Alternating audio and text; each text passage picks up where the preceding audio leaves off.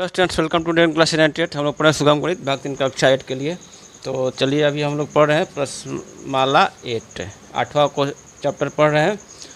और पिछले क्लास में हम लोग प्रश्नमाला 8A को सॉल्व कर रहे थे।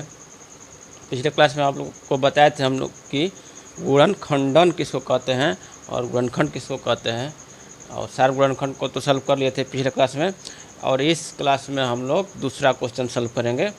दूसरा क्वेश्चन क्या है, निम्नलिखित व्यंजकों के गुणनखंडन कीजिए। तो गुणनखंडन, चलिए गुणनखंडन करते हैं। पिछले क्लास में हम बताए थे आपको गुणनखंडन किसको कहते हैं।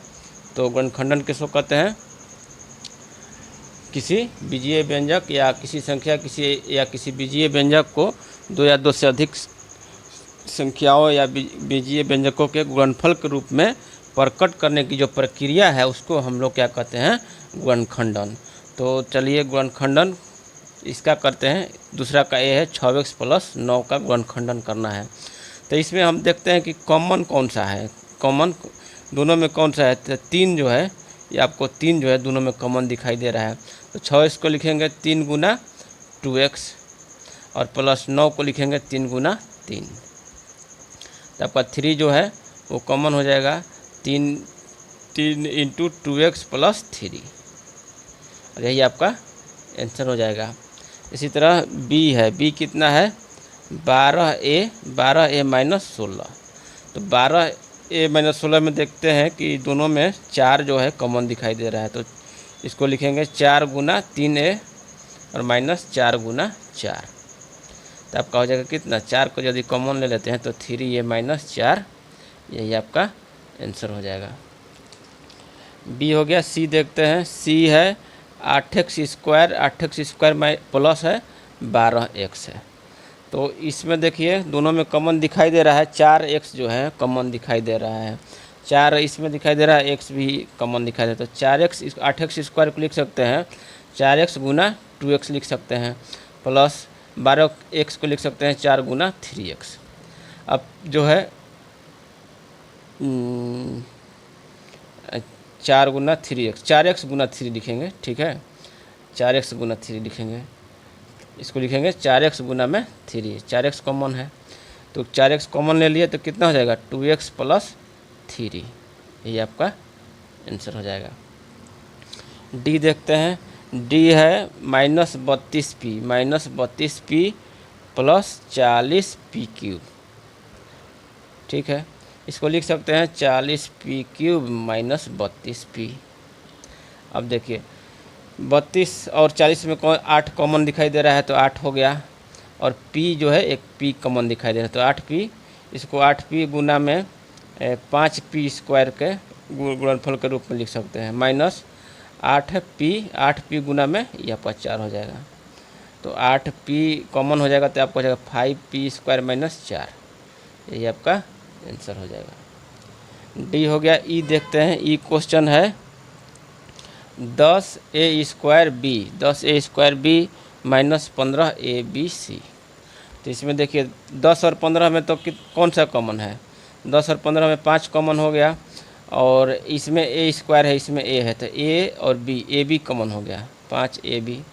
अब 10a² b को लिख सकते हैं 5ab और गुना में 2a लिख सकते हैं, -15abc को लिख सकते हैं 5ab गुना में 3c हो जाएगा, 15abc हो जाएगा।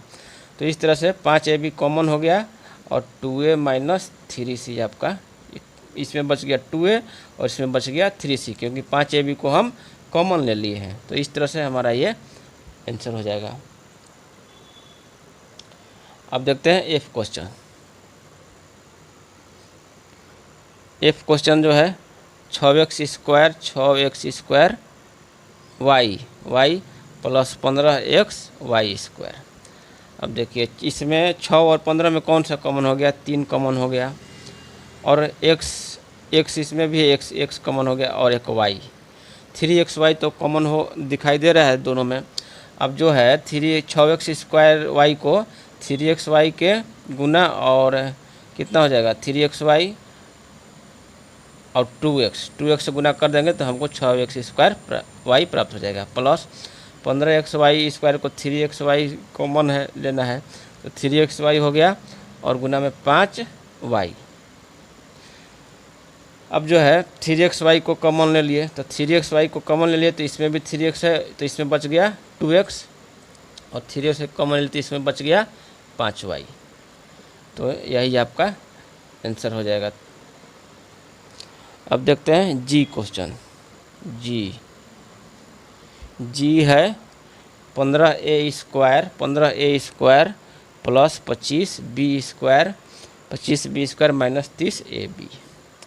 अब देखिए इसमें जो है सभी तीनों जो व्यंजक है, तीनों पद है, उसमें 5 जो है कॉमन दिखाई दे रहा है। एक है 5, ठीक है, और दूसरा है ए इसमें है लेकिन ए इसमें नहीं है, तो ए कॉमन नहीं होगा, और बी भी कॉमन नहीं होगा क्योंकि बी इसमें नहीं है, तो केवल 5 कॉमन दिखाई दे रहा है। तो इसको लिख सकते हैं 5 गुना में 3a स्क्वायर, ठीक है, 15a स्क्वायर हो गया, प्लस 5 गुना इसको लिख सकते हैं 5b स्क्वायर, और ये माइनस है, माइनस 5 गुना में 6ab लिख सकते हैं। अब जो है 5 कॉमन ले लेते हैं तो यहाँ पर क्या बच गया, 3a स्क्वायर बच गया, इसमें बच गया 5 कॉमन ले लिए तो ये आपका 5b स्क्वायर हो गया, और इसमें 5 कॉमन लेते हैं आपका माइनस 6ab। यही आपका आंसर हो जाएगा। हमको क्या करना है, गुणनखंडन करना है, यानी 2 या 2 से अधिक बीजीय व्यंजकों के गुणनफल के रूप में इसको प्रकट करना है या व्यक्त करना है। उसी प्रक्रिया को हम लोग गुणनखंडन कहते हैं। तो जी हो गया दूसरा का। अब देखते हैं एच, दूसरा का एच है -18a square plus 12ab minus 24ca। तो इसमें देखिए 6 एक कॉमन दिख रहा है, 6, 12 तो नहीं दिखाई दे रहा है, 12 कॉमन नहीं होगा, 6 होगा, 6 कॉमन दिख रहा है। इसके बाद यहाँ पे इसमें भी a है, इसमें भी a है और इसमें भी 1 है, तो 6a हो गया, ठीक है। b किसी में नहीं है और न c सब में नहीं है, तो 6a केवल कॉमन हो गया। तो 18a स्क्वायर को लिख सकते हैं 6a गुना -3a, 6a गुना -3a करेंगे तो -18a स्क्वायर हो जाएगा, प्लस 12ab को लिख सकते हैं, हमको 6a कॉमन लेना है, तो 6a गुना में 2b कर देंगे तो 12ab हो जाएगा, माइनस 24ca है, तो 6a तो कॉमन लेना है हमको, 6a और इसको 4c से गुना कर देंगे। तब देखिए 6a जब कॉमन ले लिए तो इसमें क्या बच गया, -3a, इसमें 6a कॉमन ले लिए तो कितना हो जाएगा 2b, और इसमें 6a कॉमन ले लिए तो कितना हो जाएगा -4c। यही आपका आंसर हो जाएगा। एच हो गया। आई देखते हैं, आई है a cube b square c square, a cube b square c square minus ab square c cube plus a square b cube c। अब देखिए इसमें कॉमन कितना है, a क्यूब है, यहाँ पर a है और यहाँ भी, तो a एक कॉमन हो गया। b देखते हैं तो b स्क्वायर, इसमें भी b स्क्वायर कॉमन ले सकते हैं, ठीक है। c स्क्वायर देखते हैं तो यहाँ पर केवल c है, तो यहाँ पर c, यानी a b स्क्वायर c हम कॉमन ले सकते हैं। तो अब बच गया a b square c common ले लिया, तो इसमें बच गया a स्क्वायर और c, इसको गुना करेंगे तो ये प्राप्त हो जाएगा, minus a b square c बच गया कितना, a b स्क्वायर c किए तो बच गया c square, plus a b square c गुना में इसको करेंगे तो a b बच जाएगा, a b हो गया। अब है a b square c common ले लिए तो इसमें बच जाएगा कितना, a square c minus a b square c, तो यहाँ पर आ गया तो माइनस c स्क्वायर हो गया, और a b स्क्वायर c यहाँ पर आ गया तो ये कितना बच गया प्लस a b। यही आपका आंसर हो जाएगा। एच आई भी हो गया। अब देखते हैं जे क्वेश्चन।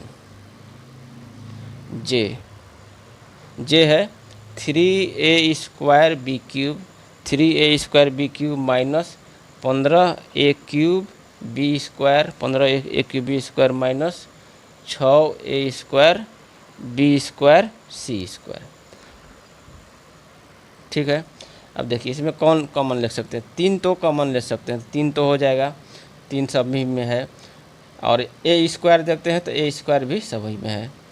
अब बी का देखते हैं तो बी स्क्वायर सभी में है, बी स्क्वायर भी सभी में है। सी इसमें नहीं है तो ना इसमें है, तो सी स्क्वायर और कोई भी कॉमन नहीं ले सकते हैं। तो ये देखिए 3a स्क्वायर बी क्यूब को लिख सकते हैं 3a स्क्वायर बी स्क्वायर गुना में बच गया क्या, बी बच गया, माइनस 15a की 3a स्क्वायर बी स्क्वायर तो हमको पहले लिख देना है गुना में। अब देखिए क्या बच रहा है, तो 15 है तो 5 हो गया, ए स्क्वायर है तो यहाँ पर ए क्यूब है तो ए हो गया, और बी स्क्वायर पहले से ही है, ठीक है, ये हो गया माइनस अब 3a स्क्वायर बी स्क्वायर तो हमको कॉमन लेना है। बच गया कितना, 3 दूनी का 6 हो गया, ए स्क्वायर पहले से है, बी स्क्वायर ये पहले से ही, सी स्क्वायर केवल बाकी है, तो ये आपका ये हो जाएगा। अब 3a square B square common ले लिए, क्या बच जाएगा, यहाँ पर b बच जाएगा माइनस 5a यहाँ, और माइनस यहाँ पर बच जाएगा 2c स्क्वायर। तो यही आपका आंसर हो गया।